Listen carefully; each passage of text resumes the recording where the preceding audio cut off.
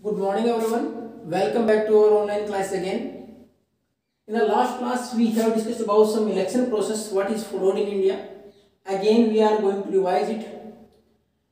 During election process, what is done? First of all, a voter list is prepared in which the eligible voters names are there and who is not surviving is taken out from that list.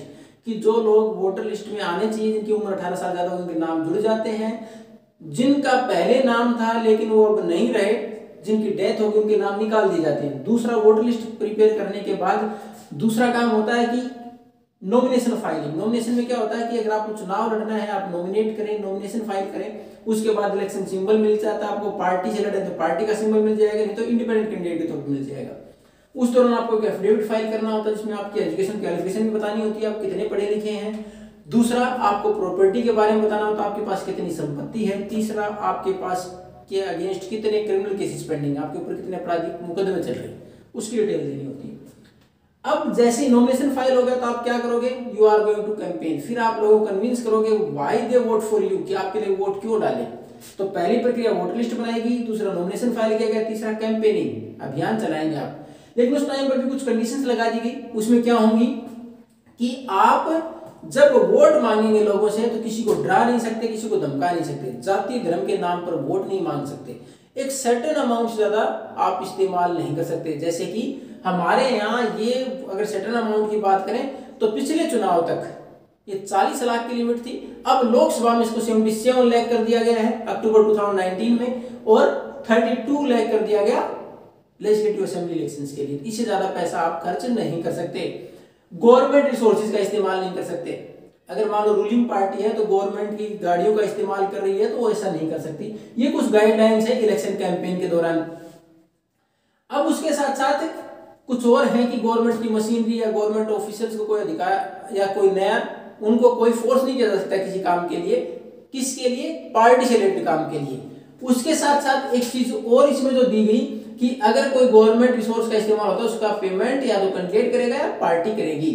यानी government का किसी प्रकार का resource इस्तेमाल नहीं होगा। Even a minister can't put the foundation और ले the foundation of any new project. किसी नए प्रोजेक्ट के फाउंडेशन नींव नहीं रख सकता, काम की प्रॉमिस कर सकता आगे के लिए, लेकिन नया काम शुरू नहीं कर सकता एक बार इलेक्शन डिक्लेयर होने के बाद। ये था हमारे पास तीसरा के कैंपेनिंग के दौरान कि किन चीजों का इस्तेमाल नहीं हो सकता। अब उसके बाद जैसे ही कैंपेनिंग आपने पहले वोटर लिस्ट में आ गई, उसके बाद नॉमिनेशन फाइल कर दिया, अभियान चलाया, चुनाव का दिन आ गया, पोलिंग डे। पोलिंग डे के दिन उस दिन पोलिंग हो जाएगी। हर जो कैंडिडेट है उसका एजेंट पोलिंग बूथ पर अवेलेबल रहेगा ताकि ये तय किया जा सके elections are free and fair. उसके बाद काउंटिंग होगी, काउंटिंग के बाद रिजल्ट डिक्लेयर हो जाएगा। ये हमारे इलेक्शन प्रोसेस है भारत में। वोटर लिस्ट सबसे पहले तैयार करना, नॉमिनेशन फाइलिंग करना, कैंपेन चलाना, उसके बाद पोलिंग कराना, पोलिंग कराने के बाद काउंटिंग और रिजल्ट डिक्लेयर कर देना। अब उसके बाद क्या है कि हमारे यहाँ इलेक्शंस हैं भारत में, डेमोक्रेटिक है कि नहीं? Are elections in India democratic? क्या हमारे यहाँ इलेक्शंस डेमोक्रेटिक हैं? तो इसमें अगर हम देखें इलेक्शंस डेमोक्रेटिक है कि नहीं, तो हमारा कुछ कमियां दिखाई देती हैं हमें इलेक्शंस में। कई बार जब चुनाव होते, चुनाव के बाद हम देखते हैं, न्यूज़पेपर वगैरह पढ़ते हैं, मीडिया में, इलेक्ट्रॉनिक मीडिया की बात करें, वहां हमें देखने या सुनने को मिलता है कि some false names are there in voter list. Voter list में कुछ गलत नाम दे रखे हैं, वो नाम है ही नहीं किसी, और some genuine names are out of that list, और कुछ सही नाम होने चाहिए उनका नाम ही नहीं है तो वो वोट नहीं डाल पाएंगे। दूसरा, misuse of the government resources. Ruling party है वो मिसयूज कर रही है गवर्नमेंट रिसोर्सेज का, गाड़ियों का इस्तेमाल कर रही है, ऑफिसर्स को आदेश दे रही है अपने अनुसार। उसके बाद तीसरा हम पढ़ते हैं कि a lot of money is used, कि बहुत सारा पैसा खर्च किया जाता है, लोगों को शराब पिलाई जाती है, लोगों को पैसा बांटा जाता है, बहुत पैसा खर्च कर रहे हैं चुनाव में, लिमिट से ज्यादा कर रहे हैं। तो इस प्रकार के बहुत सारे न्यूज आते हैं, तो हमें उदासी, हमें निराशा होती है कि हमारे इलेक्शन प्रोसेस में ये क्या प्रक्रिया है। लेकिन हम जब इनका देखते हैं कि at what extent these are used, किस लेवल पर हुआ, तो हम देखते हैं 1-2% तक हो सकता है। बाकी हमारे जो चुनाव का मुख्य उद्देश्य उसको प्रभावित नहीं करती है सारी चीजें। बहुत कम ऐसे केसेस हैं भारत में। तो इसका मतलब भारत में जो चुनाव है वो लगभग डेमोक्रेटिक ही है। बहुत कम केसेस ऐसे हैं जो कि ये साबित करते हैं डेमोक्रेटिक नहीं है। फिर डेमोक्रेटिक इलेक्शन कंडीशंस कौन सी होती हैं कि चुनाव करा कौन रहा है, उसके पास पावर कितनी है। तो इस तरह की चीजें देखें तो उसमें देखेंगे कि भारत में सारी चीजें एकदम उचित तरीके से होती हैं। सबसे पहले तो हमारा चुनाव कराता कौन है? इलेक्शन कमीशन, चुनाव आयोग कराता है। अब उसके पास पावर्स कितने? There are lot of powers to election commission. Election commission के पास बहुत सारी पावर है, उसके बारे में हम पढ़ेंगे। अब इंडिपेंडेंट इलेक्शन कमीशन सबसे बड़ी तो हमारे पास है इंडिपेंडेंट इलेक्शन कमीशन। इंडिपेंडेंट का मतलब स्वतंत्र है। The election commission, chief election commissioner are appointed by the president of India. Election commissioner या चीफ इलेक्शन कमिश्नर हमारे कौन अपॉइंट करता है? प्रेसिडेंट, भारत का प्रेसिडेंट करता है, but he can't remove them. लेकिन उनको हटाने का अधिकार प्रेसिडेंट को नहीं है, उनको अपॉइंटमेंट का अधिकार तो है। उसके बाद दे आर नॉट अकाउंटेबल और responsible to the president. President को जिम्मेवार नहीं है जवाब देने के लिए। तो उसके बाद वो इंडिपेंडेंट को हटाया नहीं जा सके। It is nearly impossible because the same process is followed what is used for the जजेस of the high court and supreme court. जो सुप्रीम कोर्ट और हाई कोर्ट के जज को हटाने की जो प्रक्रिया प्रणाली होती है, सेम इलेक्शन कमिश्नर को हटाने के लिए होती है, दैट इज इम्पीचमेंट, महाभियोग। और उसमें क्या होता है? 2/3 majority is required in parliament to remove any chief election commissioner और कमिश्नर। जो हमारे चुनाव आयुक्त है उसको हटाने के लिए लगभग 2/3 मेजोरिटी चाहिए, जो कि लगभग इम्पॉसिबल, आज तक ऐसा नहीं हुआ है। तो हमारा इंडिपेंडेंट जो इलेक्शन कमीशन है इंडिपेंडेंट है, अपनी मर्जी से डिसीजन लेता है and the government has to follow, और गवर्नमेंट को उनका पालन करना होता है। अब हमारे यहाँ अपॉइंटमेंट तो कौन दी? किसने दी? हमारे यहाँ प्रेसिडेंट ने दी चीफ इलेक्शन कमिश्नर को। अब इसमें एक नंबर में क्वेश्चन पूछा जा सकता है, who appoints the chief election commissioner of India? President, लेकिन आंसरेबल नहीं उसके प्रति। अब दूसरा, all the decision from the beginning of the election to the declaration of result.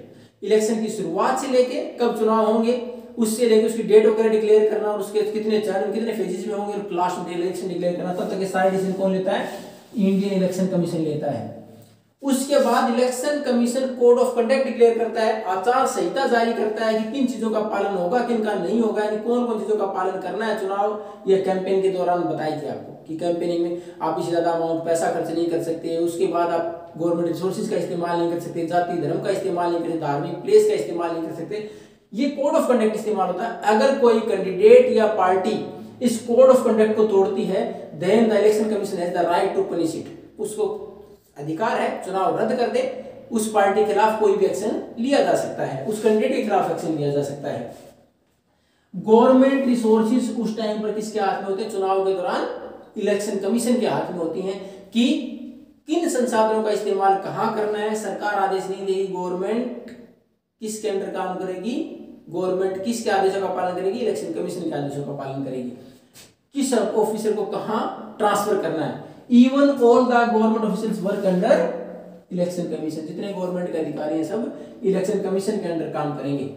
अब इससे साबित होता है कि हमारे चुनाव लोकतांत्रिक हैं। इसमें भी देखो आप कि अगर इलेक्शन कमीशन को कहीं लगता है, पिछले 15 साल में हमारे इलेक्शन कमीशन ने बहुत ज्यादा अपनी पावर का इस्तेमाल किया और एक्सपेंड किया, स्कोर बढ़ाया है, जहां भी उनको लगा है उन्होंने एक्शन लिया है और इस कार्रवाई को और मजबूत भी किया। पिछले 15 साल में इलेक्शन कमीशन भारत का बहुत मजबूत हुआ है। इसमें आप देखो अगर कहीं भी इलेक्शन कमीशन को लगता है the election was not fair at that particular polling booth और द होल कंस्टिट्यूएंसी, अगर उनको लगता है कि इस पोलिंग बूथ पर ढंग से पोलिंग नहीं हुई, कोई गलत तरीका अपनाया गया, पोलिंग बूथ कैप्चरिंग की गई है या किसी को फोर्सिबली वोट दिलवाए गए हैं, अगर ऐसी कोई सूचना आती है तो चुनाव आयोग किसके लिए क्या कर सकता है?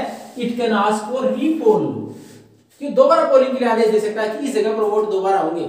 ये डिसीजन कौन लेगा? हो सकता है गवर्नमेंट उसको पसंद नहीं करती हो, रूलिंग पार्टी उसको अच्छा नहीं लगता हो, but it has to follow. लेकिन चुनाव आयोग के आदेशों को पालन करना होता है और वो रीपोलिंग के लिए आदेश दे सकती है। ये तो था हमारे यहाँ कि किस प्रकार इलेक्शन डेमोक्रेटिक है कि नहीं, उनकी कुछ कंडीशंस।